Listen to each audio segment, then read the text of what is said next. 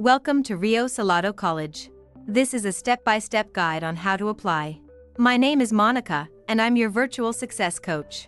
In this video series, we'll review the admission application to ensure a smooth and successful experience. Let's unlock your future at Rio Salado College.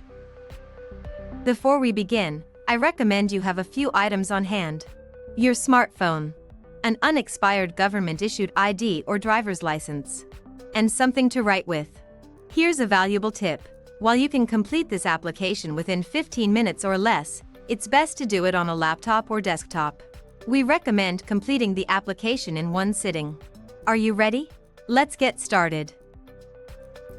First, open your browser and go to maricopa.edu/become-student. Once the page loads, scroll down.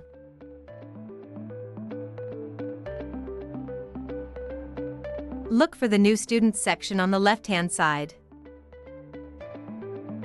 Click the blue Join Now button.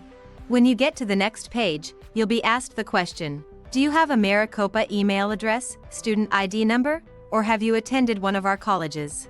If you are new to Rio or Maricopa Community Colleges, select No. Let's create your student account. Fill in your personal information, including your full name, date of birth, social security number, email address, and phone number.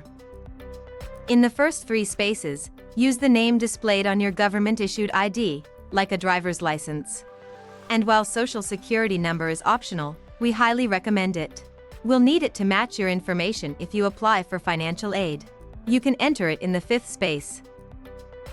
After verifying that you're not a robot, the system will create your username, otherwise known as MEID, which will appear on the screen, and you'll be prompted to create your password in the space below your username.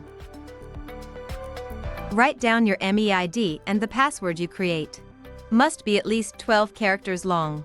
Contain at least 2 lowercase and 2 uppercase letters. Contain at least 2 numbers, and lastly, it must contain 2 special characters, and they can't be a $sign or hashtag. Once you're done, make sure to keep it in a safe space. Next, enter additional personal information such as your address, demographic information, and residency details. Remember, you only need to answer the questions marked with an asterisk as they are required. When you get to the residency status, select the option that best describes you. The choices are United States citizen, permanent resident, lawful refugee, or asylum, foreign non-immigrant with visa or lawful presence otherwise documented, but don't select none. When you're ready to continue, click Next at the bottom of the page. This concludes part 1 of the admission application. Please continue to watch part 2 of this video series.